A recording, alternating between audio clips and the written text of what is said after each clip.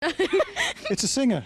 It's a local singer. Yeah. Oh, yeah. Yes. You heard of him? Yeah. He's very good.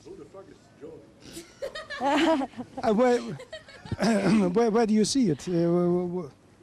Honestly, on the radio. On the radio. Telly. On telly. What station? MTV. Radio 1. MTV. And MTV. So, he's a local hero. Yeah. The local here. I'm going to pronounce him now. Okay. Ja? Nou, je hebt het gehoord. Jordi Swillens is bekender buiten Valkenberg misschien als binnen Valkenberg, maar na deze uitzending is dat binnen Valkenberg natuurlijk ook het geval. Hij gaat binnenkort een ganse nieuwe cd presenteren en straks laat de vrouw in de clip van hem zien. Jordi Swillens.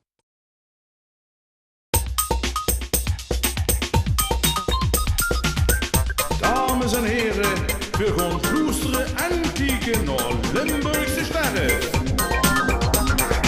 Hier is Sterrenkieken!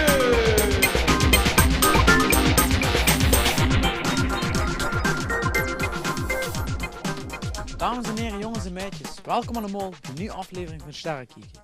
Neven mij zit Jordi. Jordi, stel je eens even voor. Ja, ik ben Jordi Swillens uit Houten. Ik ben 23 jaar. Ik werk als reisadviseur. En sinds een paar jaar ben ik al begonnen met zingen. Wie is dat zingen tot stand gekomen? Ja, ik ben begonnen op de zittingen in Houten. En daar zong ik dan eigen geschreven liedjes op bestaande melodieën. Dan pakte ik gewoon de orkestband van een bestaand nummer en daar schreef ik mijn eigen tekst op.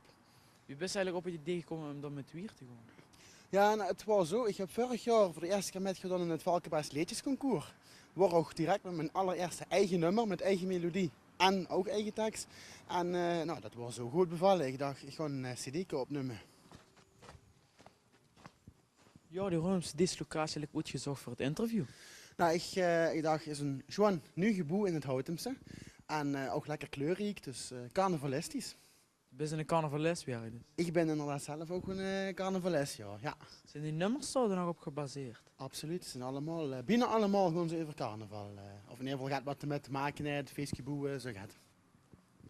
Jordi, ik zie op dit moment overal posters van die hangen. Schijnt er soms gaat speciaals gebeuren? Ja, dat klopt. Dat zijn de posters van mijn cd-presentatie. Is op 4 november in gemeenschapshuis te Holle Eik. En daar wordt dan mijn eerste cd gepresenteerd. Wie laat begint het? Half 2 gaat de zaal open en om 2 uur dan begint het programma. Wat voor artiesten komen er? Nou, ik heb een 11-tal artiesten die een gastoptreden komen verzorgen.